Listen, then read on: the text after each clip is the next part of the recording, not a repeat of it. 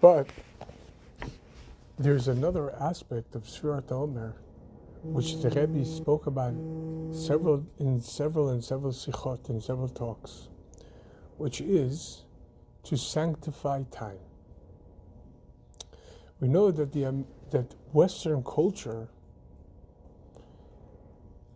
the focus of Western culture is how to manage life so it'll be the most comfortable possible, the easiest possible. And how do we achieve as much wealth and time in order to be comfortable? Because we know that the entire aspect of time in America, there's a very famous axiom: time is money.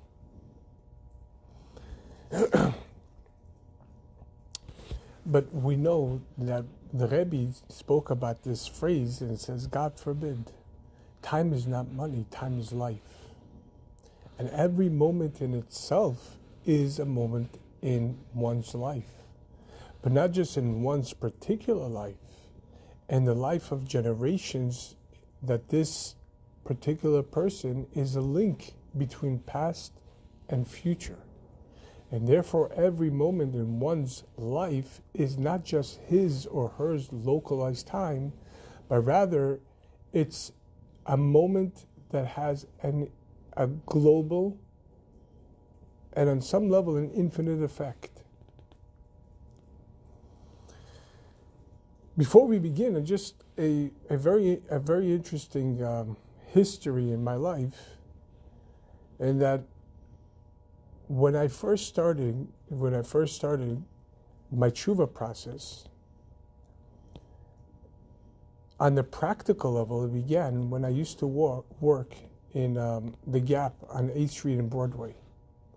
Used to take the train from Brooklyn, the D or the Q train, all the way to West 4th on 6th Avenue, and then cut through the park, Washington Square Park, and merge on the other side of it towards Broadway, and on the corner over there, that's where, I'm not sure if it's still there, but that's where the Gap was at that time, 1996. I didn't pay attention yet, but every single so often, these Jews would approach me with hats and beards and suits, young men asking me if I was Jewish and if I would be interested in putting on tefillin.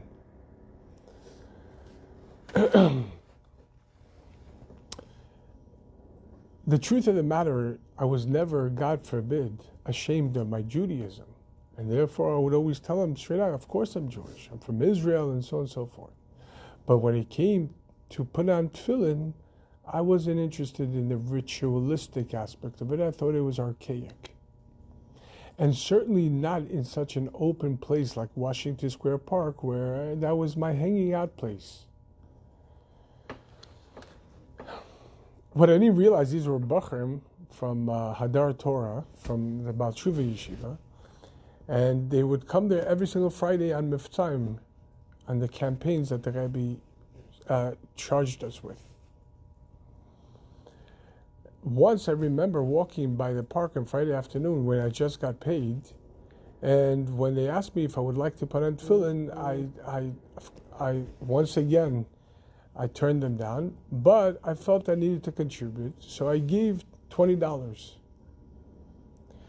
But the Bachrim were very persistent and said, that's very nice that you give the $20, but we want you to put on tefillin.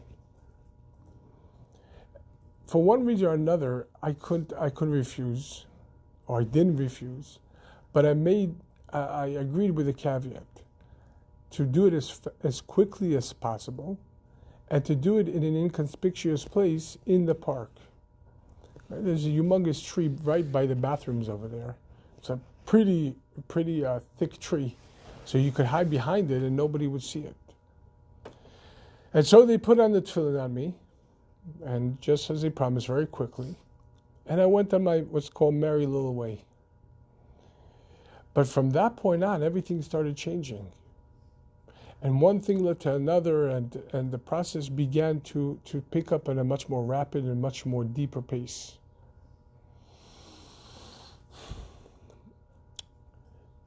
Jump several years later, the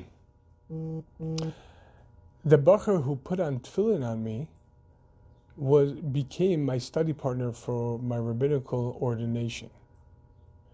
And we would go on Friday afternoons to Washington Square Park to do mifsaim. But I remember this one particular episode where in Chabad tradition, the Rebbe charged us with learning Chumash with Rashi every single day and saying the daily portion of Tehillim as it's divided up to the monthly calendar, 30 days, as well as the daily Tanya. And of course, there's a Rambam. And sometimes things become a little hectic for a bacher, especially Thursday nights is for bringing night and so on and so forth. So when we came to to Washington Square Park to do mifsaim, I was approaching Jew after Jew and so on and so forth. But I seen my chavruta sitting on the sort of on the rails, saying not sitting but leaning on the rails, and saying chitas, learning the daily portions. I turned to him and I said, "What are you doing? We're here mifsaim." He said, "Yeah, but I'm backed up on my chitas and I need to complete it." I said, "Yeah, but we're mifsaim right now." And he said, "Look, you got this. You got this." I was very hyper active when it came to the mifsaim. He says, "You're doing just well, just fine." I said, "Yeah, but here's the thing: when I'm speaking to one particular person, how much more so if I'm putting on tefillin with someone and someone walks behind me,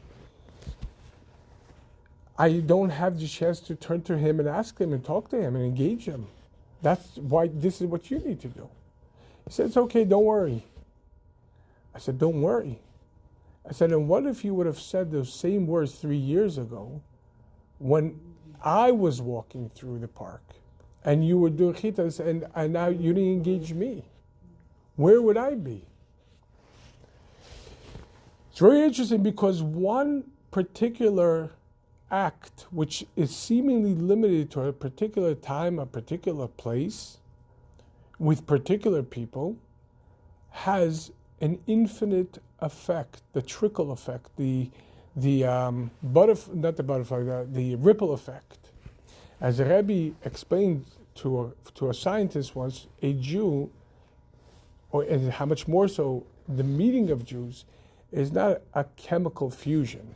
But you have one chemical, another chemical, but rather an atomic explosion, which means the circle keeps on expanding outwards and outwards.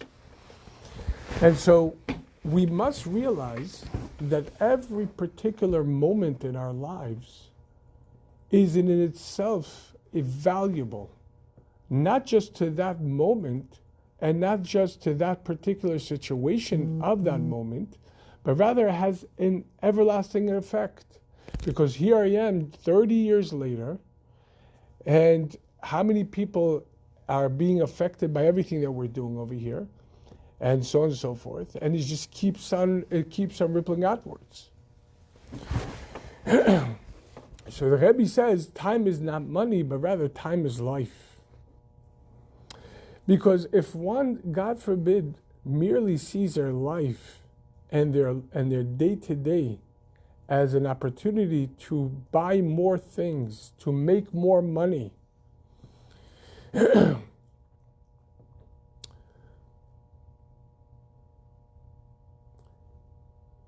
in other words, to put one's financials on a pedestal over their actual life. In other words, we're not talking about, God forbid, ignoring our financial and fiscal responsibilities, but the question is that the aim for which we're here day to day?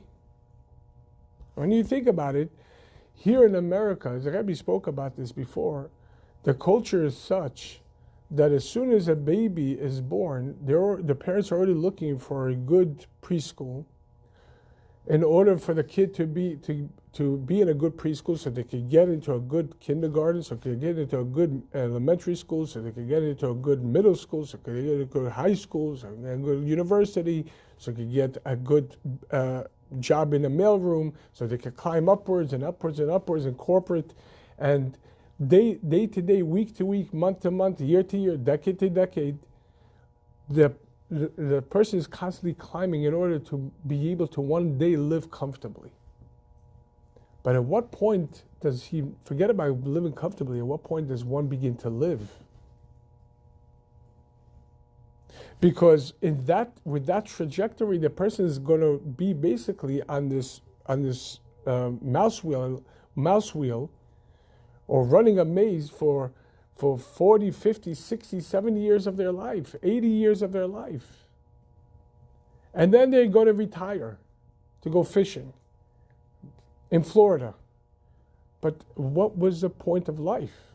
Sure, we spoke about many times that the work that we are engaged in day to day in itself is meaningful and could be actually holy and impactful of all of the world. That's not a question. But that's with the right perspective, the right intention. For the intentions that we set in our lives is like the putting in, when you get into a car, an address for the GPS. Where do you want to go? So even if you take a wrong turn or this, you're able to course correct. There has to be an intention for why do you do what you do. As Dr. Viktor Frankl taught, that when we have the whys cemented, no how is insurmountable. In other words, there has to be the why. Why am I doing everything? What's the purpose of why am I going to work every single day and dealing with traffic and so on and so forth? Otherwise, it's just aimless. No why, no destination. The journey is not a journey. It's just an aimless loop. Well, remember in the 90s, there was a show called The Wonder Years, right? And incidentally, the Wonder Years in the 90s was about in the 60s and 70s in America.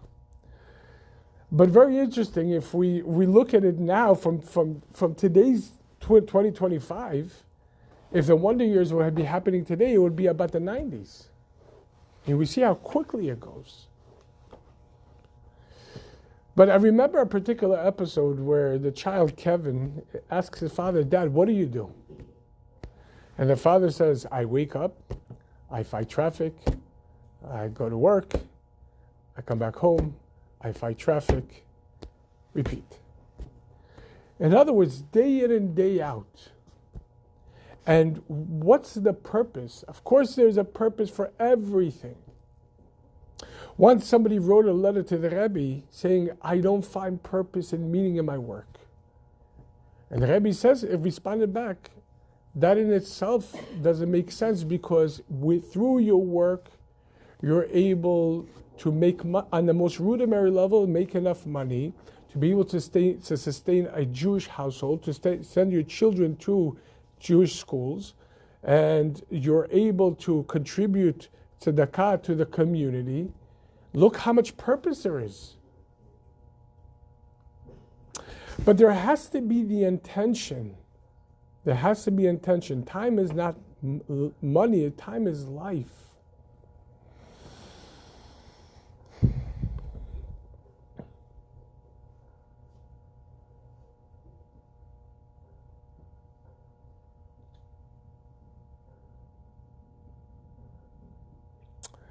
When we think about it,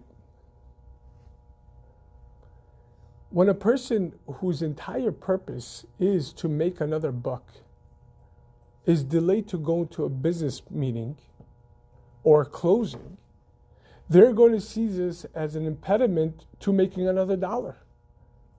You're holding me back from making more money. You're holding me back from climbing up the corporate ladder right now. This deal is important. Yes, the deal is important. Making money is important. But in that moment, it's not just holding back. It's not that you're holding me back from money. You're holding me back from life. You're holding me back from interacting with someone else, with achieving the purpose. But in reality, as we're going to see, purpose is had anywhere. When we're in traffic, we can have purpose over there. What's the purpose? We could learn something. We could listen to something. We could call and make and catch up with people that we need to catch up. There's so many things that we could do. Every moment is laden with infinite opportunities for illuminescence, holiness, goodness, and so on and so forth. In other words, with every moment, we're able to transform the world from going from one extreme to another. Money in itself could be eventually made back. But no matter how good, holy, religious, wealthy, or the opposite, no matter who we are, a single second cannot be bought back, cannot be prayed back for.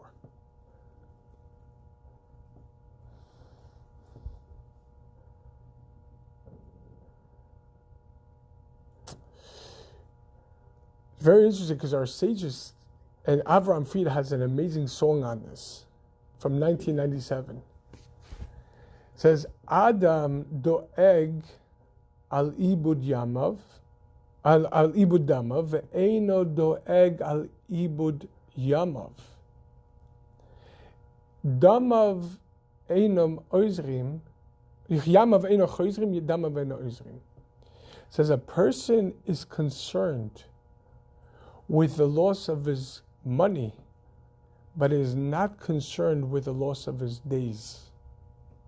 Ultimately, his money is not going to help him, and his days will not revert back.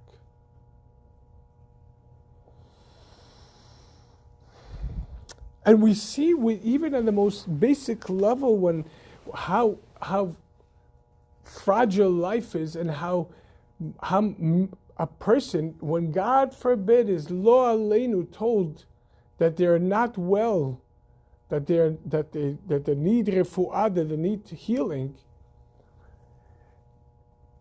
as Eov says himself, everything that a person has, he will give in order to live.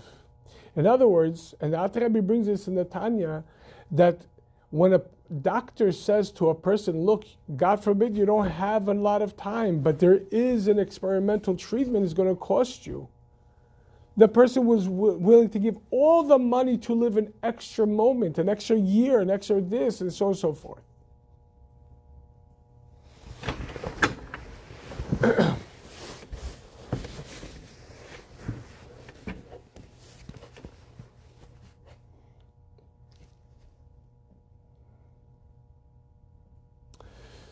When you think about it, if somebody has money, let's just say they have $1,000, would they be willing to lose $1 every single minute? Nope. But is a person to lose 1,000 minutes a day? 1,000 seconds a day? So money, I don't want to lose. God forbid. We're so particular about how much money we're spending and budgeting and everything else. But what about budgeting time?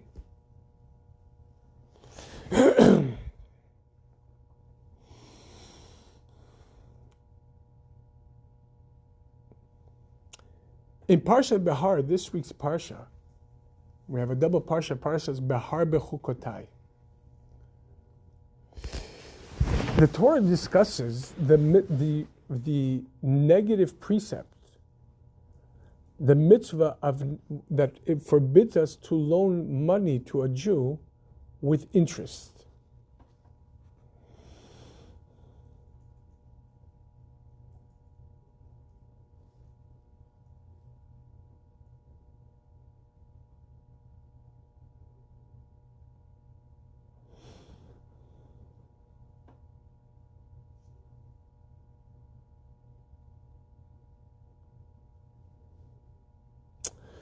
And one of the simple reasons is because if the person loans with interest and the interest starts accumulating, it'll be too much for the borrower to be able to repay it.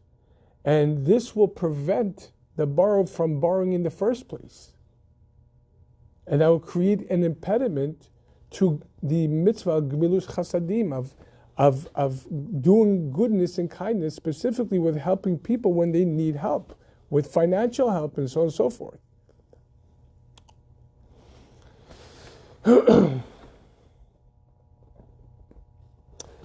For this reason, we have so many gamachim. We have so many free loan societies. We have a society that helps people with clothing that they lend out. They lend out bridal dresses and clothing and so on and so forth for special occasions, and furniture, and so because Ki Olam Chesed Ibaneh, as it says, the world was created in Chesed, and we continuously aspire to practically engage Chesed on a day-to-day basis.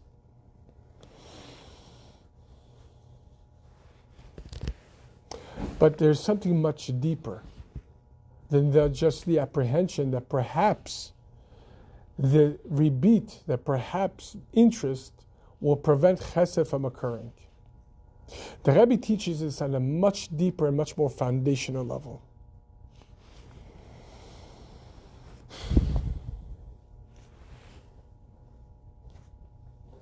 The Rebbe is going to explain, and we're going to be looking at the talk, that there's much more of an impediment to chesed in rebit, but in the depth of interest, of loaning with interest, there's a very big problem. Let's delve into this. We know that the first thing that Hashem created when He created our universe is time. Even though it doesn't specifically say in the 10 utterances that Hashem spoke when He created the world, that let there be time. But, as our sages notes, what is the very first word of the Torah? Bereshit, in the beginning.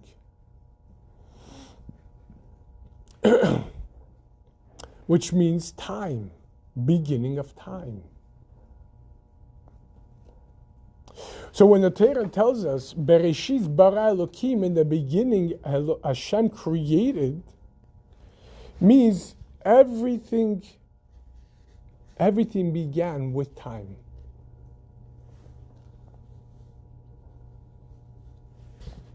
And in the beginning of time, as it says, and the world was in chaos. Va'aretz hayta tohu v'vohu. And darkness reigned upon the earth, upon the abyss. Truthfully speaking, just like the world cannot exist without space, obviously, the world cannot exist without time.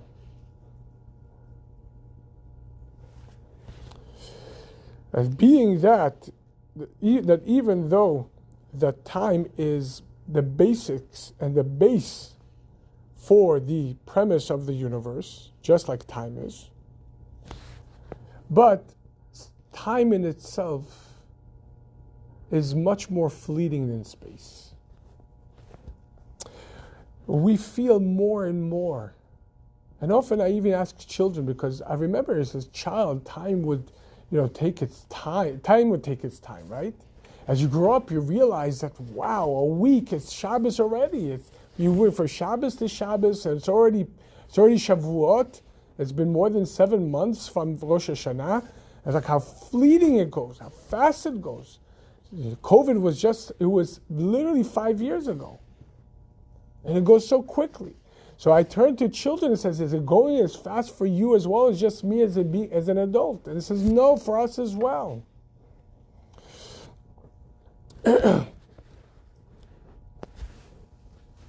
And many times we look at the money and we're concerned, but we're losing. What if I this and this with the money and this and this? But when we look at our time, okay, it feels bad, but still we go on.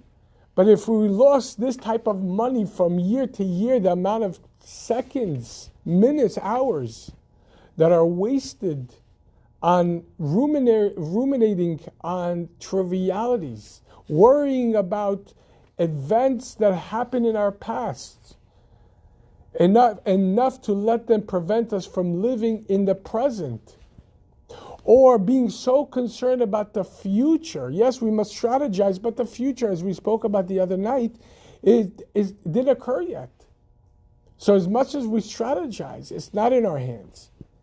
And if we're ruminating about the past or what's going to happen in the future enough to prevent us from living in the present, when we look at the same thing when it comes to the money, to our material things, that it's okay to lose it but matter-of-factly, because of side reasons that are beyond our control? Or would we take immediate action to stop the hemorrhaging?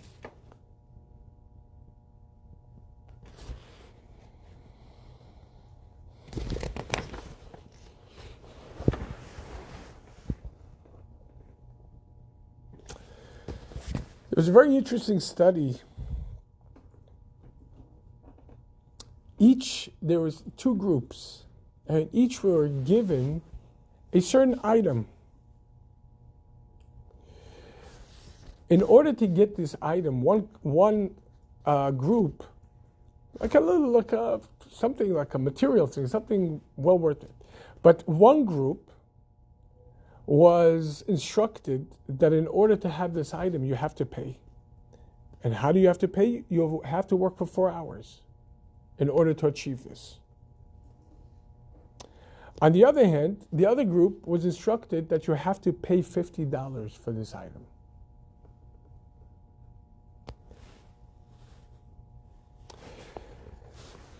After both received the item and they started benefiting from the item,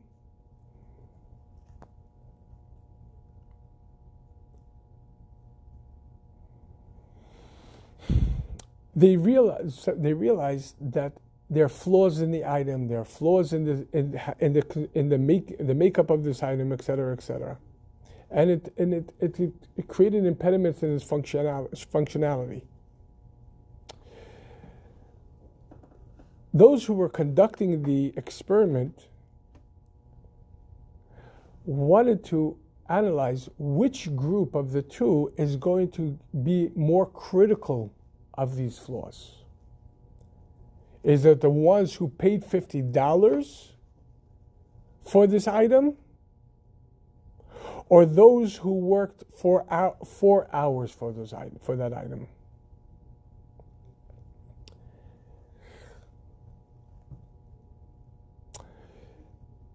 Eventually, it was found out that the group of students who paid $50 were much angrier and much more critical over those who worked 4 hours for this flawed item.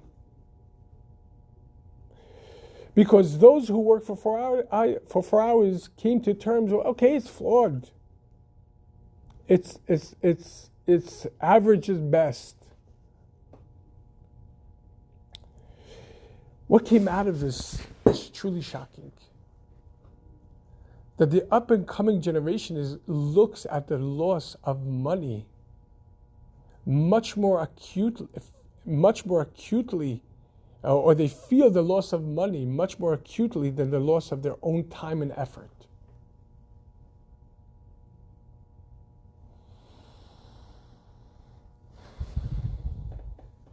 So how should we, from the lens of Torah and Chassidus, the Rebbe asks, look at our time in this world?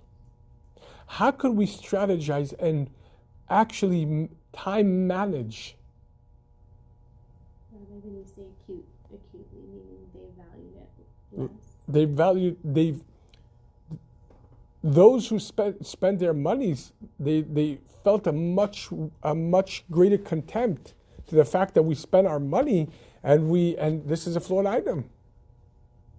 Versus those who worked for 4 hours came to terms, okay, it's flawed. Which means that they looked upon the group that looked upon the loss of money much harder than the group who looked at their loss of time and effort.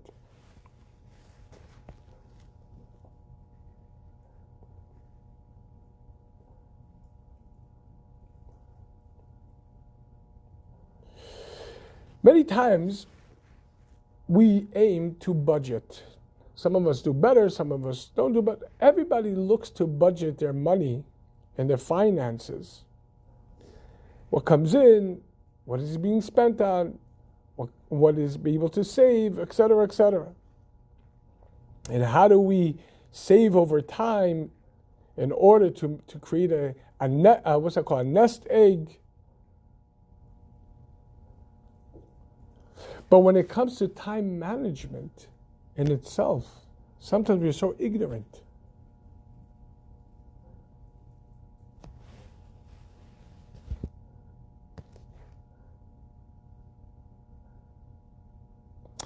Because when we mismanage our money and we can't pay bills, the creditors, the balabais, the owner of the house, the what's that called? The landlord is going to call you. Excuse me, you didn't pay. When you lose time, who's going to call you? I remember when I first took, parenthetically, I took a fundraising course in Chabad, part of the shluchim training, but one day out of the seminar, it was all about time management, and I remember his name is Rabbi Broad, Sheikhya. Rabbi Broad came into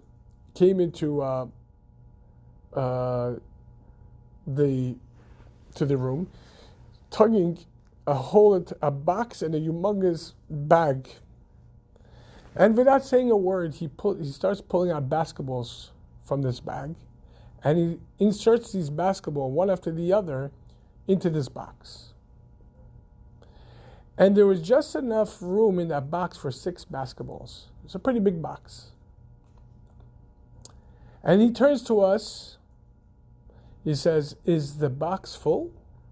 We said, "Well, yeah, because there's no more room for basketballs." So then he reaches into the bag and starts taking out tennis balls. Over there's like 3 bags of tennis balls, and he's able to empty them out, to the point where all the cracks between the basketballs were completely filled, to our understanding. And he says, "Now is it full?" He says, "Yeah, for sure, now it's full." Then he proceeds to reach into the bag and pull out ping pong balls. And afterwards, marbles. And afterwards, seeds. And then once it was to the top of the top, he says, "You see, this is all of life." While most people look to fill their container of life to the brim, in their minds, there's 4, 5, 6 major contributions you could make and growth spurts you could have, etc., and that's it.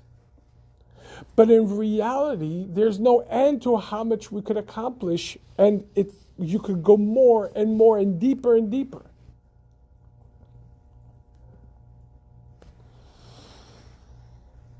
Beyond the conventional time management strategies, how does one do like a self-check, a self-audit? This is a talk. In order to understand how to manage the time from the correct perspective,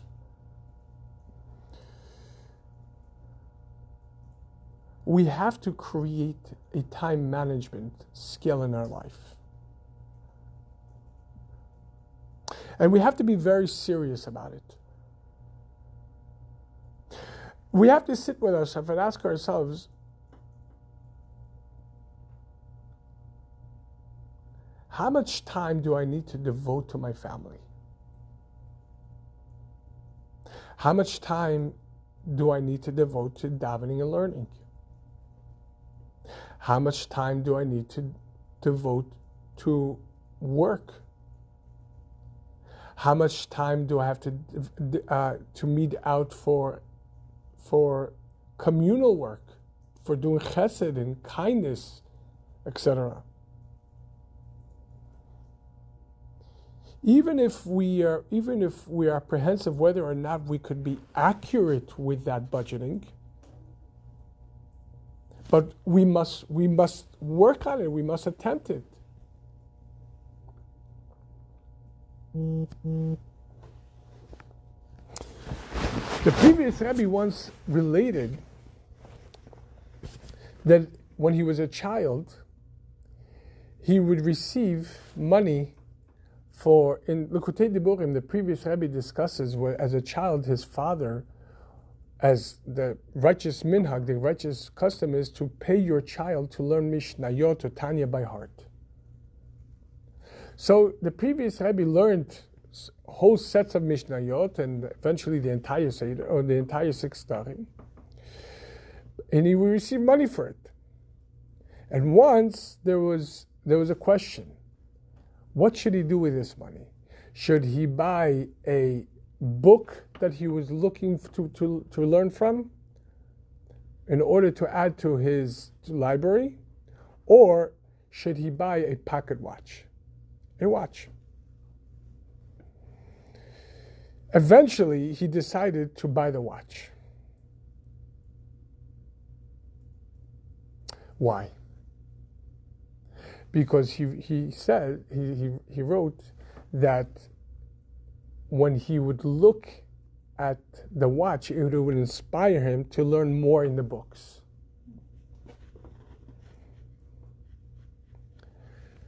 The Ramchal writes regarding the time management, Chaim Luzzatto, that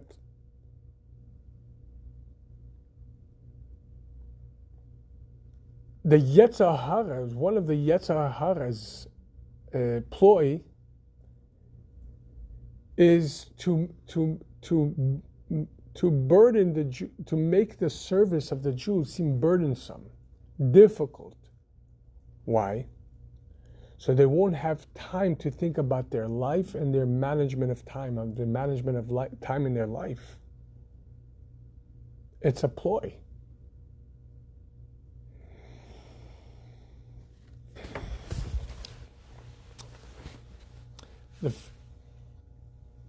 You see, because we can't imagine how minutes could change life. The Chatam Sofer,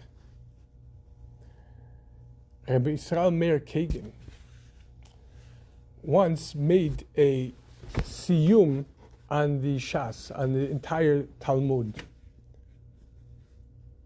And he invited all of his students. It's a humongous accomplishment to finish the entire Talmud. But his students saw upon his face that he was so elated, so excited, more than normal. Yeah, of course you have to be happy. Finishing the Talmud is a humongous feat. But he was elated beyond just the norm. They asked him, Rebbe, why are you so elated? You made other siyumim before, and you finished the Talmud before and another time before. We didn't notice this kind of happiness, elation upon you. The Chatam Sofer responded, you're right. But this particular siyum, this particular completion of the Talmud is exponentially more valuable than all the other siyumim, all the other completions that I've done in the past. Why? Because this siyum was based on learning during downtimes. What does that mean? Few minutes before davening, in the minute before eating, waiting for a doctor in the office.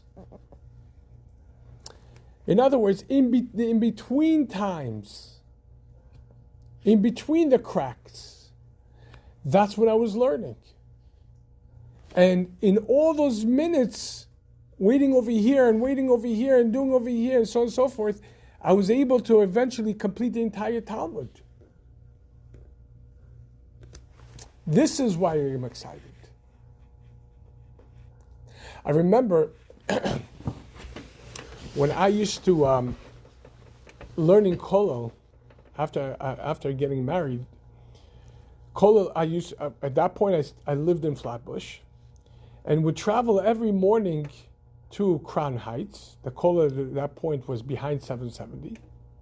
And in Kollel, what is Kollel? Kollel is the yeshiva for young married men. For the first year, the Rebbe said that every man after getting married should go to learn for 1 year as a base for their home and for the rest of their adult life.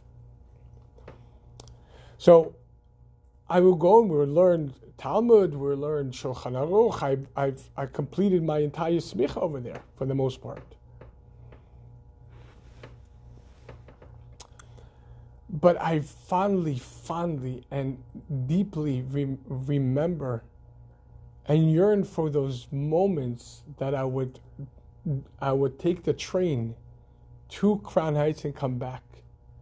For in that time, I would bring with me a book of the previous Rebbe's discourses from 1943 to 1944, and finish the entire series of discourses of Yutet Kislev to the 13th of Shvat, which changed my entire life and my entire perspective of Judaism. And I remember sitting in that train and being so engrossed in the learning, completely being oblivious of what's happening around me. And to a certain extent, I would focus even more in the train than I did when I was learning Kollel all day long. Kollel we would learn almost nonstop, with the exception of an hour lunch or something like that. But this was altogether different. In other words, in the between moments, there isn't downtime. Every moment is life. We know the Haggadah says in the beginning of Magid, of the story portion, the narrative portion of the Haggadah, when we start recounting the story of Yetziat Mitzrayim, we go all the way back to the beginning, and our sages say, in the beginning our forefathers were idol worshippers, but now Hashem brought us closer to Him, etc. Who is this referring to? Whom is this referring to? This is referring to Avraham. Avraham grew up in a home where his father genuinely not only sold idols, but genuinely believed in idols and idolatrous practices, to the extent that he turned his two children into Nimrod. He turned Avram and his brother Haran. He turned him to Nimrod because they were committed to this false god, this God, Hashem. Avraham grew up in an idolatrous home.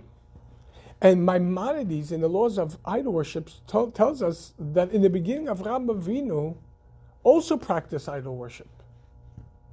Who says, well, what if the sun is God?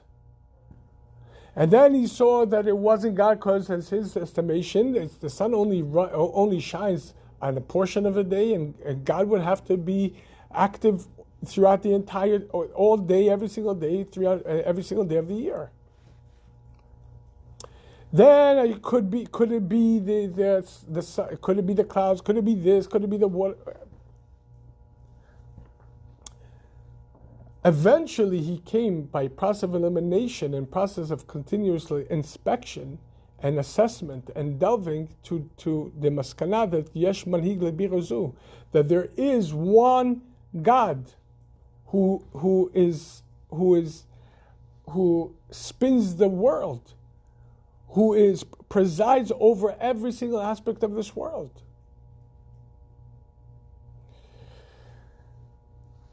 But our sages says in the beginning our forefathers were idol worshippers, referring to specifically to Avraham Avinu. And yet in Parshas Chayei Sarah, Avraham is given one of the greatest praises, and that is V'Avraham Zaken Baba Yamim. Avraham was old and came with days.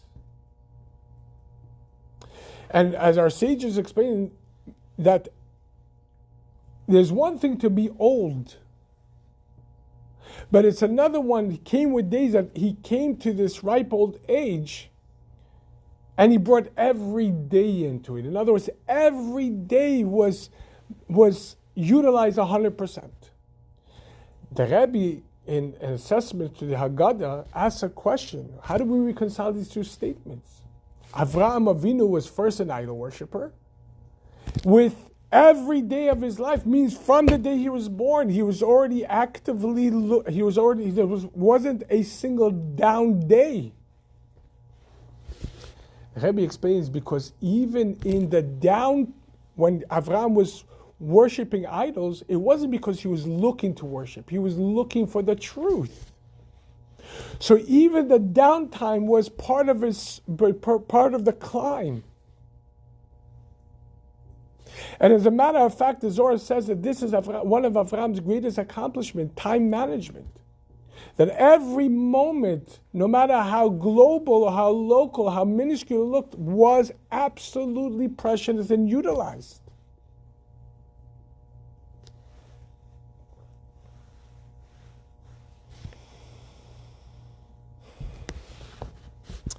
Once, it's brought down to Hayom Yom for the first of Iyar.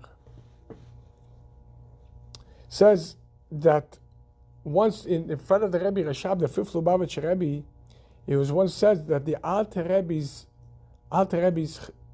Chassidim would say that, regarding the Alter Rebbe's Chassidim, it was said that they were always counting. And the Rebbe Rashab, Rabbi Shalom Dov Ber, the fifth Lubavitch Rebbe, really liked that saying. The Rebbe Rashab says that this is what service is all about. That every hour, every moment has to be accounted for. Then the days will be accounted for. Because when before a day is gone, you have to ask yourself, what did I accomplish today? What was I meant to accomplish? What did I actually accomplish? And how is tomorrow going to be altogether different? In order to make this day count. Even if it didn't go so well. But we need to count it. Why? So as we said before, that even the downtime in itself will be meaningful. For the fact that realizing that I lost a minute, now I have to double the portion for tomorrow.